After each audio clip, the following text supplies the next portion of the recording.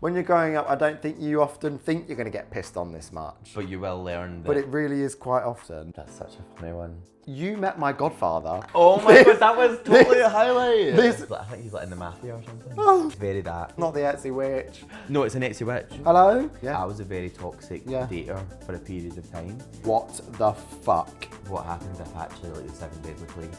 No me va el juego con orina. Learn that. Hello and welcome back to Agony Uncle. This week I have guest Dan Harry with me. Also, side note, your Henley is unreal. Babe, can I tell you something? Please, please. You're the one that inspired my Henley thing. Really? Yes, because you were posting all of these Henleys. So then I went to Uniqlo to try and find them. So this is actually... Is this the women's one? Yes. Is that what you wear? No, because I got women's Henleys from Uniqlo before. Mm-hmm. They must have been like the old range because they were like cropped. Yeah, this one is kind of a little bit quite cropped. No, but this was like... Super cropped. And anyone's been like, oh, what about the women's ones? I'm like, no, don't get those, they're cropped. But if this is new, that's unreal. But it was inspired by you, babe, so... Okay. So let's crack on. Thanks for coming on, obviously. Cheers. Start off with the weekly spiral. Yeah. How's everything been? I went to see Ariana Grande. I'm going on Monday. Okay, yeah. How was it? It was amazing, although I'm a bit fuming because I went on the first night, right? And then... No, Cynthia. Cynthia turns up, obviously, the second night. Yeah. So now I feel quite robbed. Yeah. She did a special song. I can't remember what it was now. But honestly, unreal. Really? Dangerous Woman. See when she does those vocals. It's honestly insane. No, I actually cannot wait. The second the guitar comes out, I think I actually might ascend. Yeah, and she looks gorgeous, and obviously there's all the drama right now with Ariana, which is like really sad. Obviously, I just hope that after she finishes this tour, she's like chills for a bit. But like you wouldn't tell from when you see the show. Literally, she goes out there and like completely delivers bangers for like an hour and a half. Yeah. I'm going to see Lord at all points east. Yes. Is it Zara Larsson or is it? So it's Lord, it's Zara, it's Pink, it's Audrey. It's like all the pop girls. Okay, that is going to be all turn up, and then there's going to be like a proper like pilgrimage to get from one stage to the next because they're all playing basically straight after each other. So it's going to be like a gay fight to the death. It is going to be a pitchfork thing where everyone's like, 100%, and I'll be at the front like with a pitchfork, like 100%. Like I need to see it. You're just going to watch like an aerial view. You just watch the whole stage clear. It'll be like, you know that like when you see like the ants that all like they're just like, in the completely in a line, and everyone just goes. Literally, that's what it's going to be like. So this week's been in planning mode of like what's my strategy. Oh my god! Also, you met my godfather. Oh my god, that was totally a highlight. Right, for context, when was it? Like 3-4 days ago? Yeah. Just out the blue. It was on Saturday. Yeah. Dan just sent me a photo, and I was like, "What is this?" And then I opened it and went, "What?" No, literally. Like you're like no context. Godfather. My godfather, and his wife. No, it's so funny because basically I was at a wedding, like a wedding party thing, and I was with my mates, and we were sitting with these two who were just like so funny, full of stories, literally crazy stories, right? Yeah. And then I went away for a wee bit, and then my mates must have been talking to them, and they were like, "Oh, like our godson is like does this and does that, whatever," and then they were like, "Oh, well, Dan also does this." And then they said it was you. They said it was Elliot. Yeah. And then I'd already told my mates I was coming to see you and do this podcast, and they were like, "Shut up, he's literally going to do the podcast next week." And then the rest of the time they were just so funny. Sweet. That's hilarious. Then obviously once they knew I was on the podcast, he was like, "Good luck for the podcast. Like, I hope you kill it." And all that. And I was just like, "Alright, thanks, son." Bless you. Like, but they were so cool. Funny. So we were just getting on it all day. It was a free bar at the wedding. Really? Who was it that said recently, "Is not having a free bar at a wedding cheap"? Oh.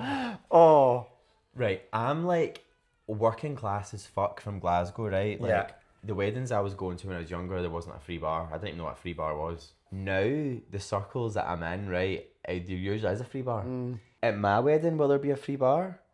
Yes, probably. Okay, Listen, I've got to have a free bar. Yeah, so fair. But for yourself, like, more than anything. For myself. Yeah. But do I understand why some people couldn't do it? Yeah. Do you know what I mean? Like, what are you going to do? Like, not get married because you can't afford a free bar? No, yeah, so fair. Weddings are so expensive. I actually do have a hot take on weddings. I sort of get the ick from weddings a little bit. Really? Because I say this because I'm now on the whole thing of you do the sort of chic Hackney Town Hall thing and then you have a party. The sort of theatre of a wedding to me is like a wee bit like self-indulgent in a way. I'm just like, y'all are expecting us to care a lot about all this. Yeah. And actually, like, I'm happy for you, but like, I'm just here. I'm just here to like You've have a invited drink me and have and fun. I think that's it. I think it's like just less of the tradition. I think it's more just like having fun and just like not worrying about like the thought of like walking down an aisle to me is like cringy. Like what are you doing? You're like, I'd be like wanting to like check my TikTok. Like what? Do you know what I mean? Like I'd be like, a quick scroll. Like, I'd be like doom scrolling. Like what is happening? If you're like the other groom at the top of the aisle, what are you doing? Yeah. Because then you are just kind of like. Well, what would you? So say you were getting married, would you be the groom that's at the top of the aisle, or would you be the groom that walks down the aisle? I don't know because oh god, no. I feel like I'd want to be at the top of the aisle, but then. I don't know. I feel like walking the aisle is so self-indulgent. Yeah. You're like, and it's kind of icky. I'd probably end up overthinking how I walk and then do a weird walk. Totally. And I think also because like sort of like the industry we're in, like I think there's an expectation that you're like going to be super extroverted and be this really like performer, and actually there are times where you don't feel like that at all. No, exactly. Like in those situations, I'm like find it embarrassing. Like I don't want the attention on me. Yeah. What if I'm hungry at my wedding? Yeah. And I'm in a foul mood. I mean, I probably would be. If I've not eaten because I'm nervous, I'm going to be hungry, and honestly, God forbid the mood that I'm in. One more thing. Do you own AirPods? I do, yeah. The in-ear ones? Yeah, like the noise cancelling ones. Yeah. Do you like, I call a lot with my AirPods in. Yeah. On WhatsApp, I don't know if it's just my phone, and I'm so sure it happens to my friend Dean as well. Your AirPods just disconnect. Yeah, they don't work. So yeah. I've paid £250. Hello? Well, I get into arguments with my mum because my mum phones me and she's like wanting to catch up. I've not really not spoke to her for weeks, and then the only time I ever have free to catch up with people travelling. Is when I'm moving from A to B. Yeah. So I've got my AirPods in, and then she's like, I can't hear it, and I'm like getting annoyed. No, and then it's I'm so like, frustrating. It sort of kills the conversation. Yeah, because why have I actually paid extortionate amounts of headphones that the second I go onto WhatsApp, which is like, WhatsApp is it's the only thing that I use. It's my life. Like that is everything is on there. I don't use iMessage. So like if I'm calling you, it's a WhatsApp call. And you're telling me you're going to disconnect now. Okay, that's really annoying. So that's what's been happening in your week. Like every time. I mean, I'm kind of like glad that I've lost them because now like that out the window. But like, do you think they're actually lost? According to Find My, they're somewhere in the house. Oh, that's fine. Well, no. I started do the whole play the sound thing. And they're still nowhere to be seen. It didn't connect. So I was like, right, well, they're lost then. So your week's bad because of the AirPods, but... Other than that, great week. You know, the huge. Hot topic in the group chat. So, what are your thoughts on micro-cheating? And I mean things like, I can't remember whose it was, but I saw a TikTok the other day that was like explaining where some people's views are on like what micro-cheating is. Like, where do you draw the line? Because there's obviously a lot of videos now that are like, put your finger down, one of those, put your finger down if you class as a cheating, do you know what I mean? And it's like liking photos, replying to this, doing that. Where is the line now? Like, where do you feel like for you the line is? I mean, like the diplomatic answer is like the line is different for every person, right? Because it's like whatever parameters you've set in your relationship. Like, to be honest though, I sort of think like I wouldn't consider micro cheating as cheating because in my opinion, like you should be in a relationship where you trust the person enough that like liking a picture or like replying to a DM or whatever has no reflection of the strong relationship you have with your partner. Yeah. You know what I mean? Yeah. Like I wouldn't care. I do feel like one of the many downfalls of like growing up with social media now is that things like that mean something to them. Yeah. Like, say them, like to the people that have really like immersed themselves in growing up with it. That like, to me, it's just a bit like, just like, really. Like, how often do you scroll and you just go, and then just like tap, move on, tap without really giving it a second thought? Is there people out there you think that would be really upset by that? Yeah. Oh my God, yeah. And even like, and like put my hands up even in like really pitiful moments of my life. I've gone, oh my God, like they've liked that. But then you do kind of have to catch yourself and go, right. Me and my boyfriend like are very chill about stuff like that. Like we wouldn't, I just don't care. Yeah. Stuff like that, because like we have such a secure relationship that there's no need for me to worry about like who's liked a photo or whatever. Yeah. At the end of the day, that it's him, it's me who he's with. Yeah. And also like I have lots of gay mates.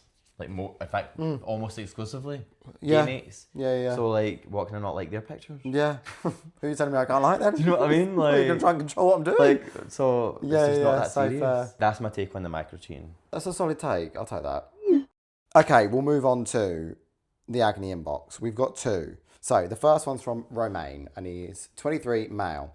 So I've been talking to this guy, and I've noticed that when we text, it's like a one-way conversation. He doesn't really express a lot of interest in me, and I think that's fine. I also made him notice it, and he's apologised and said he felt bad, but now I feel like when he does express interest, it's not genuine. How do I overcome this, if you even want to overcome it? What's that film called? He's just not that into you. Yeah. I'm just not that into you, hun. I'm sorry. Yeah, he's not. You know that way, like, this is something I do believe in. You know, like, if he wanted to, he would. Oh. It's very that. Yeah. And I think as well, when you're in a bad relationship, if they wanted to, they would. It doesn't really seem like a thing. You're like, oh yeah, but no. Of course. You no, make justify excuses. Yeah. And then you get with someone that's like, my boyfriend now, oh my God. If he wanted to, he would. Yeah, because he does. Yeah, exactly. Totally. So like, there is no qualms whatsoever. And it's not until you get with someone that's like, ask you about how your day is, because they want to know, ask you how you are, ask you questions, has conversations, because they want to, because they're interested in your life. No one who's actually interested doesn't ask you questions or doesn't conversate with you. And actually, I know it as well, because I am someone who was very guilty for a long time of the ghosting and the like breadcrumbing, and like I used to do all of that. Like I was a very toxic dater for a period of time. So I also know, like, I've been that person as well. So Romain, I'm sorry, like, I'm not trying to rub salt in the wounds, but I've been that, and like, he probably isn't into, but also I do think that, like, he was my friend, Romain was my friend, I'd want to give him the tough love of like, babe, you should know this, because actually you need to move on from it and just understand, like, look, it's probably not going to work with this person. Yeah. But there's a million other gays in London who, like, do you know what I mean? Like, just move on to the next. Because you're writing in, you clearly want to be with someone that wants to ask you, because you brought it up to him. You've made him notice, because if you didn't care, you wouldn't even notice that he doesn't ask. So, like, you want to be with someone like that, so then fuck off and go be with someone like that then. Like, don't, if you feel like you're having to force it out of someone, no. You actually just deserve more than that, I think. I get that some people don't, not for this necessarily, but like for some actions of like love and whatnot, for some people that's not a thing for them, and their partner needs to go, that's a thing for me though. So then they go, oh, so fair, that's not something I ever clocked, I'll do that for you. Simple conversation, does seem pretty standard across the board. Replying to like a hey, how's you? Like, good. Basic. It does seem pretty, bottom level there. Yeah. I think this is also the thing though, like, people get lured into a false sense of attraction with someone because there's this like power dynamic change of like, oh, like, you're not replying to me, so now I'm chasing you, so now I'm psychologically convincing myself that I'm into you. Yeah. And actually, I think what people need to stop and think is like, am I actually into that person? Like, do you have qualities I actually find attractive? Yeah, because that ain't attractive. It actually isn't. No, and it's like, well, then you'll soon realise, like, actually, I don't want that. This isn't what I want. Yeah. You know? Yeah. No, I'm going to be so honest. I've been on that end, babe, and he doesn't care. Yeah. I think he's only just entertaining it because he's either bored. He's just like breadcrumbing you, and it's just like... For what? Yeah. He's not talking to someone else. Yeah. So he's just entertaining the idea of you to kind of pass the time. I think he should go back on the apps and just start like getting out there and just chatting to people. Yeah. And then seeing if there's anyone that matches his energy. Yeah, because also I feel like doing that, you'll learn that there are people that will give you what you want. I feel like if you're stuck just talking to this one man and this is all you're experiencing, this one guy not giving you fuck all, if you go out and talk to someone else, or you meet someone else and you get chatting and you see that there are people that will give you that interest that you're like desiring, you'll go, oh, why the fuck am I interested in him anyway? Exactly. Well, that's shit. Like, that's not even what I want. Yeah, 100%. And it's like you said, like, you probably will find that you're probably not even that attracted to him. Yeah, you're like, actually, like, I don't even want this. He's not even that hot. No one's hot that's not interested. If they're not interested, then they're not hot. Exactly. I don't care how hot they are. They're not hot. I don't think he's hot anyway. No, whoever this is, he's 2 out of 10. Absolutely 2 out of 10. 100%. Tom, 23, male. I went on, maybe this is the other guy. No, it's definitely not. I went on a date with a guy. He's like, this guy keeps texting me and I'm not into it. I don't know how to tell him no. I went on a date with a guy. It went so well. We had a bottle of wine, then went to a bit more of a lively bar where we danced until the early hours. Love that. I ended up staying at his after, which I never do. Period. I made sure to tell him this. We had a lot of sex. Oh. There was such good vibe between us. We spoke about a second date, which he said he'd been planning for the following Tuesday. Right, I see where this is going. Yeah, we all see where this is going. He also invited me to a day festival and sent me a calendar invite. Of course. How the That's Probably really sent you a quite bouquet of formal. roses as well. The calendar invite's kind of crazy. Like, how did you get your email? Yeah, do you know what I mean? Is that a Google thing or like, don't decline. Okay. I left his at 10 a.m. That's early. He decided to message almost instantly saying how great of an evening we had and to confirm the second date. We spoke a little bit throughout the day, but the following day he barely texted. Midnight on the Sunday, first date was the Friday. He cancels the calendar invite and then texts me saying that he wants to be transparent, that he didn't feel a connection. This is so bizarre as there was obviously a vibe between us. He mentioned on the date that he broke up with his ex of 2 years, 4 months ago, but was over him. I didn't think too much about this. The text saying there wasn't a vibe came across super out of the blue and made me feel a bit used, especially as I never sleep with someone on the first date. Right. I responded to him and said it came across a bit out of the blue and random. He never replied. Any advice? Oh, bless him. That is sad though, like, because I think if you are lured into a false sense of like security with someone and you're like really sold on the fact that you've got this connection, then you are more inclined to be like, okay, sure, we'll go and like shag or whatever. I've been on both ends, and it is quite hard because he's probably trying to convince himself that he is over his ex. As we all have. I'm just laughing at you saying you've been on both ends. It is hard because I've been in that situation where I've convinced myself I am over my ex, like, and then you kind of then go on a date with someone, and it probably is just because they're not right for you. But then your brain just goes, whoa, I'm actually not over them. And you don't really kind of realise that until someone is in your personal space and you kind of go, fuck, this is actually so not what I want. Yeah, well, that's like, it's quite to like have sex with someone else when you're in this emotional headspace. It's quite a confronting thing, isn't it? Yeah. So then you're sort of, that might have been the moment that you didn't realise. Yeah. And actually he's entitled to that as well. 2 years, it is a long time. Do you think that is what it is though? It's hard to know. It probably is just a polite way of saying, I actually don't feel like there was a connection. Even though you did, he might just be really good at dating. I think this is it. I think sometimes what can happen in dating situations is you go and you meet someone, you're attracted to them, it's exciting, there's like electricity in the room, you're having drinks, you're like having a good time, like you go home, you hook up, whatever, and it feels really exciting in that moment, but actually once the next day has come and the time has passed, the bubble bursts, and like unfortunately then it like reality hits, and then actually you're like, it's not actually this romance that we've like found true love. It's just we just felt like we were like a bottle deep and like having some fun. You know, it is easy to get carried away, and you have to remember some people are really big personalities that could like carry a room of people that they don't like. That's how I feel sometimes when I was going on dates. I used to go on loads of dates, and then I'd go on a date, and then someone it would be like whatever. I'd be like, okay, done. The next day, oh my god, I had the best time. It was a great date, blah blah blah, and I'm like, yeah, because I was like a performing monkey the whole time. Like I was like given all the spiel of like trying to make this situation the least amount of awkward and like good vibes as possible, but like I never really felt like I was like relaxed into it. I always felt like I was carrying it a little bit. This is a whole rough, I would say, move on. You've got to cut your losses sometimes with these things and just write it off as like, you said you had a great night of shagging, so let it be that. Let it be that. But like from the other point of view, like what you're saying, I think sometimes people just don't want to feel like a night's wasted because no one wants a shit date. No one wants to go back to their friends and go, it was a really shit date.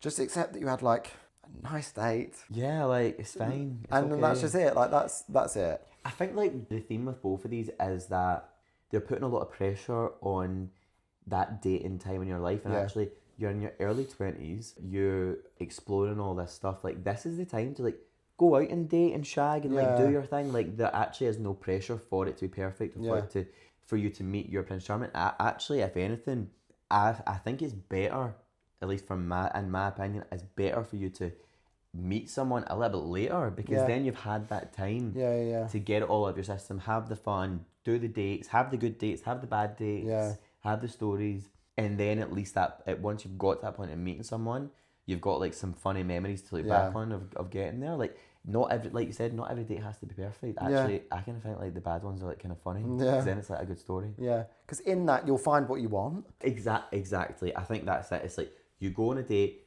even if it goes badly, you have learned something that you don't want in the next date. Go out, meet people, travel, work, don't work, whatever. And shag.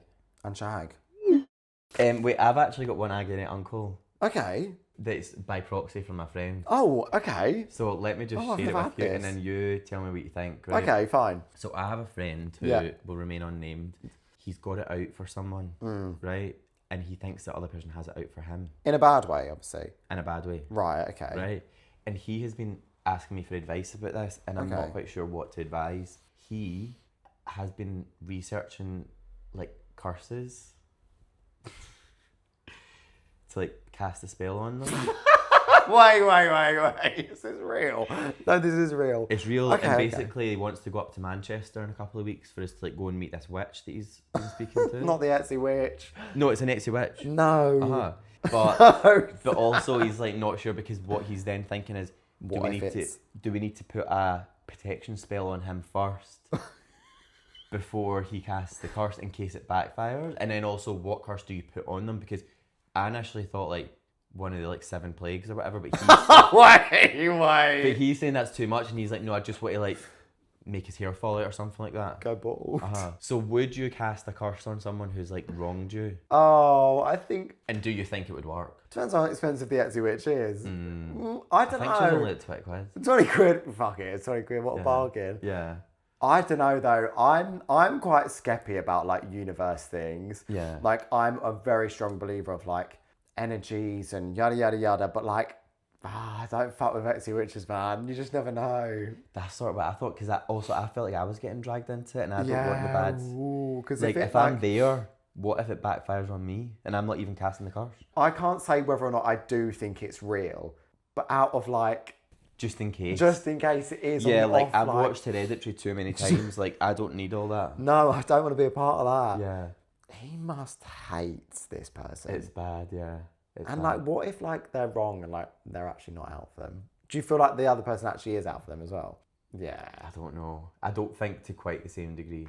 But the problem is, I'm very much a let's do it kind of person. Do you know what I mean? I'm like, yeah, let's go. Like, let's go to Manchester and meet the witch, because I'm just like, I think it'd be funny. Yeah. What happens if actually, like, the 7 deadly plagues come? I I don't know. We'll see. I I know like... it's not an easy one. Fuck off.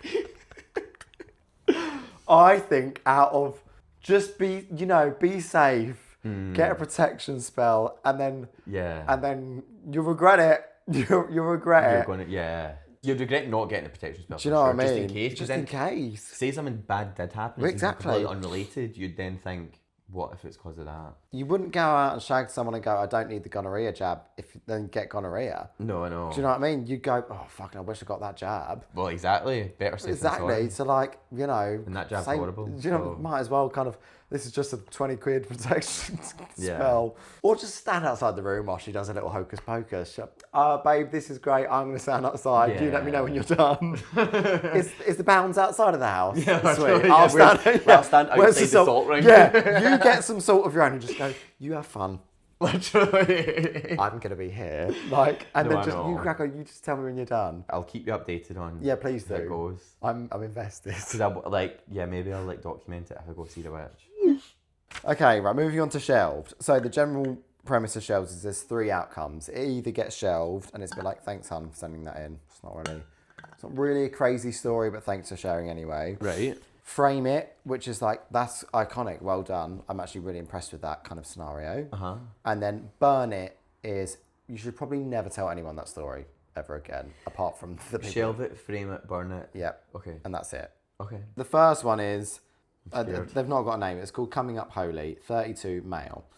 Hi there. I have a group of girlfriends that I've known since GCSE. That's a long time. Yeah, that is long. What is that? GCSE, well, we did. That's like We didn't 15 do years. GCSE in Scotland, Oh, no, but I'm there's that presuming that little- was like 16. So yeah, 16 years. Wow. Okay. And we still all hang out every now and again.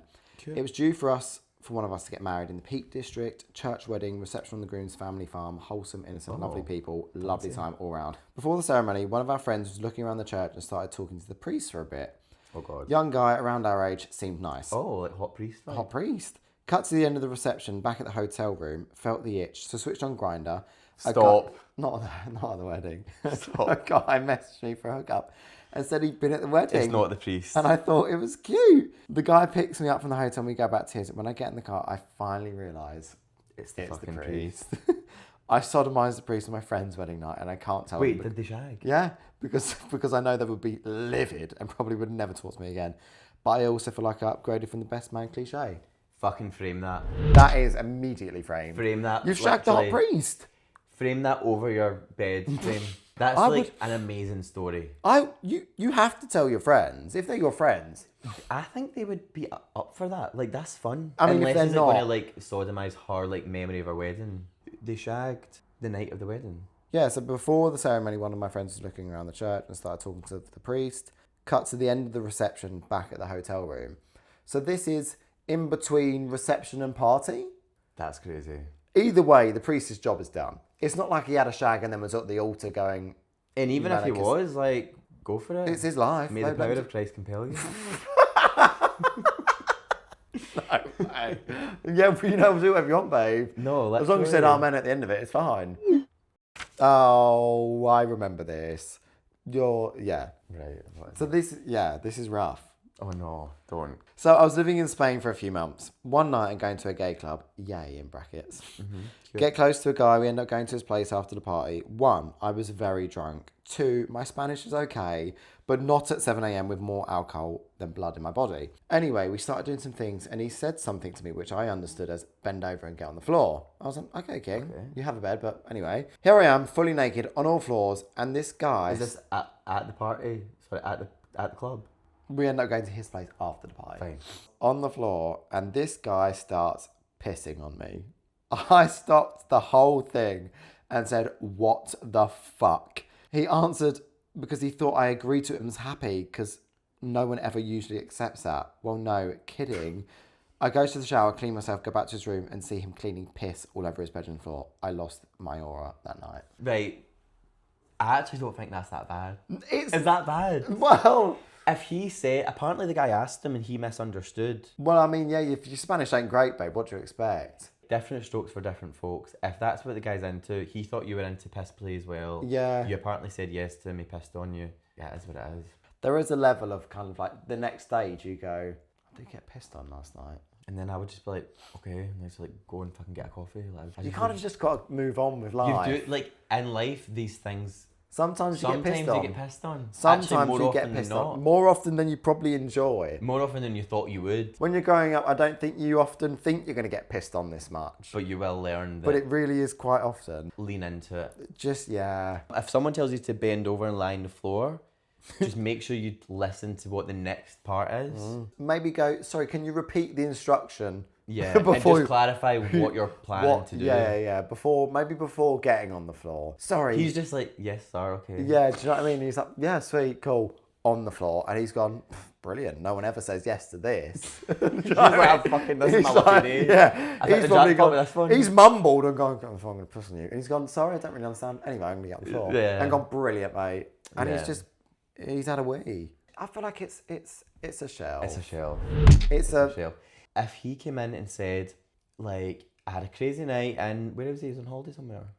Spain. Had a crazy night, met some hot Spanish guy and like he pissed on me and then like that was it. I'd be like, frame that. Sure. Well done. But I think it's like your reaction. You're a bit traumatized. Like I think you just need to roll with the punches a little bit.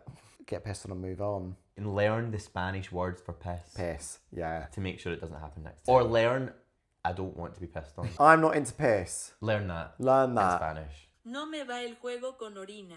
Learn that. Okay, the very last section. This is Chaos Court. Okay. This is wigs. We've got wigs. We've got wigs. Okay. Do I look alright?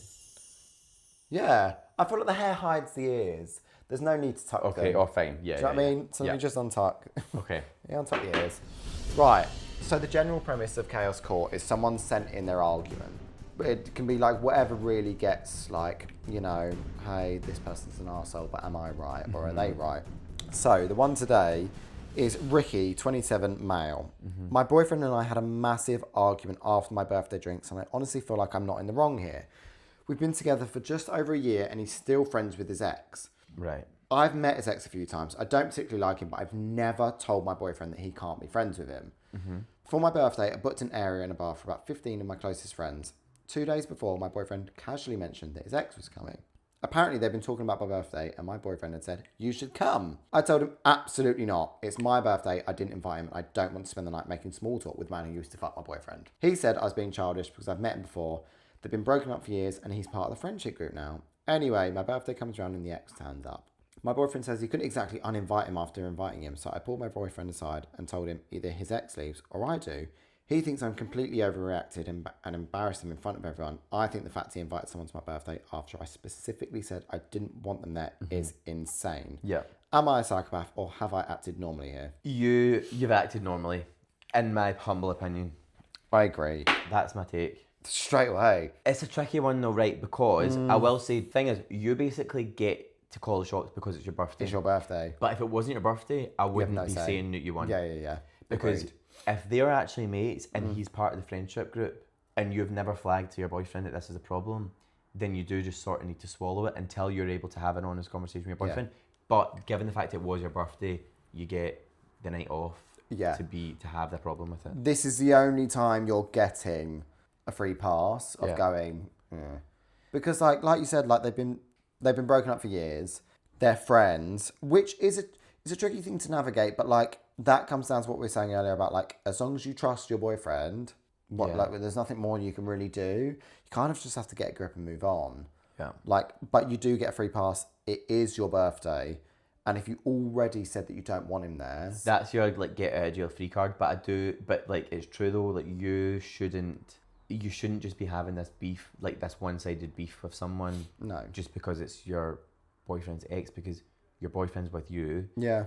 If they've got like a normal, healthy friendship, then why are you holding on to this? Yeah. Like if anything, it's actually making you look worse. Yeah. And could actually end up putting a wedge between you and your boyfriend. Yeah. I have been in, not this scenario, but like that kind of situation before. And like you do kind of just have to go, okay, I'm just going to let this go. Because like also like that's in the past. And like you said, like he's with you now. So like there's a reason they're not together. So like you just kind of have to take that and run with it. Like yeah, exactly. It's like pick your battles a little bit because he's with you. He's obviously not trying to hide something between the boyfriend and you because he's like clearly like parading him around. Yeah. So if he's happy to have the guy around you, then it means that there's nothing. Seems like there's nothing. Yeah, seems quite chill. Yeah, and it's like the whole driving a wedge. You will drive a wedge in between you and your boyfriend. The size of the wedge, unsure. It depends how close they are to the ex. But like you will make something out of this, and you will regret it down the line if it turns into a. You don't want to be bitter. I get that. Like right now, it's a bit like that was my birthday, but like you don't want that to be bitter because you're going to make your life hell if they're close. And also I wonder where his birthday was because it's like if your birthday was just like in the bar, like in theory it's like fair game, like anyone can turn up. Yeah. Like you can't just be like sorry, like you're not invited, like you can't sit with us vibe. Yeah. Unless he's like invited to the birthday dinner and he's like sat next to you at the table, that's slightly different. Yeah. But doesn't seem like that is what the vibe was. No. So whilst I sympathise that it was your birthday, this is the only time you're getting a free pass. Period. And happy birthday. Yes. Happy birthday, hon. This is the only time you're getting that free pass. Yeah. What's your long-term strategy on this one? You're going to have to. I personally don't think it can be, you can never see your ex again. No.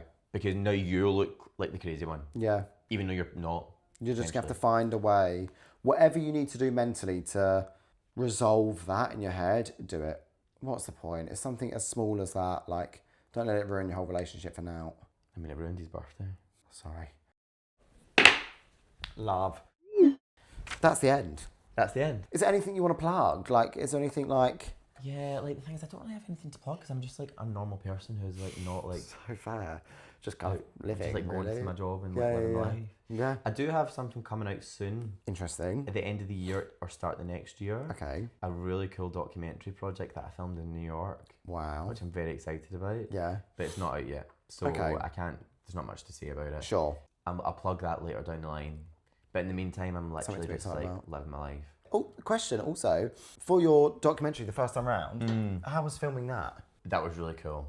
That was really fun because filming the documentary as like a producer and a presenter on it was so different to what I'd done previously on I Kissed the Boy, where I was like a contestant with no control and like a million producers basically like dictating my every move, you know, like it was a completely different experience. Like I was actually like in control of my own destiny, which is very much what I wanted. And you know both sides. So what was it like being on the other side, knowing what they're gunning for, and you're like, oh, I know what you're trying to do, but I don't want to play along.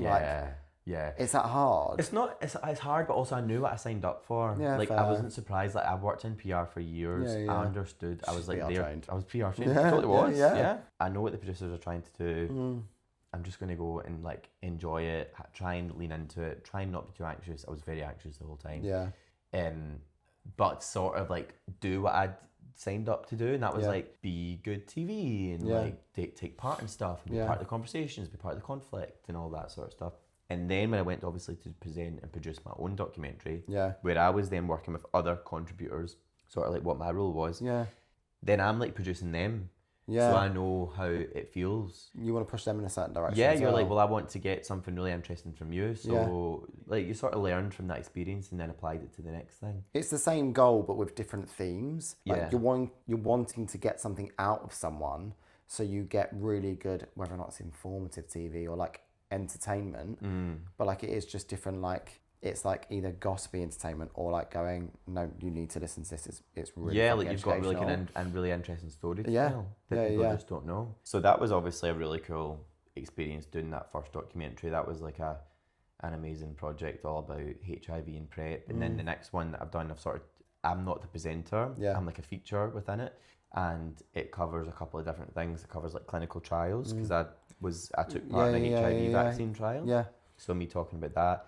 And then chemsex, which is a topic as well that I've covered quite a lot. Yeah. I've got my own personal experience with it, and I just think it's a topic that gays don't talk about enough. We're so deep in there at the moment, and like that world, but it's also one that's so kind of like, it's in a lot of people's peripherals and you don't really talk about it because you know it's the elephant in the room. Yeah. And I think because it's something that slips through the cracks in sexual health services and all that stuff, it then becomes sort of down to us as a community to look out for each other.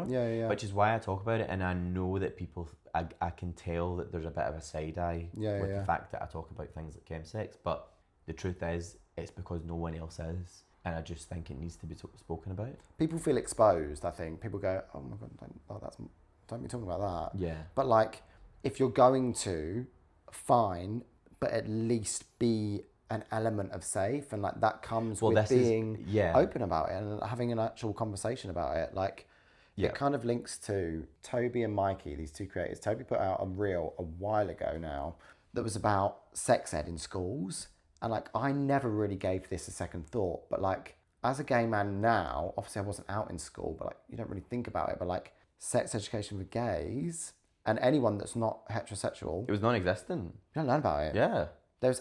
You do not learn about how to have safe sex outside of heterosexual. The only time, like I've told this story a bunch of times, like the only time I ever heard the word gay being used at school was when it was being used as a slur against me by other school kids.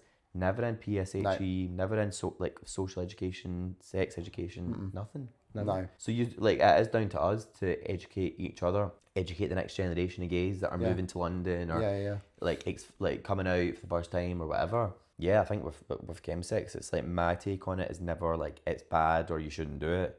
My take is you need to be in control of your own actions and understand what that is. Yeah, it's got to be talked about. I feel like you have to get your praise for talking about it, because like people won't. Like there will be a lot of people that go, I don't know why you're talking about that. But I feel like, sow your seeds and get it done, babe. Period. I'm excited for that documentary. That'll be fun. And in New York.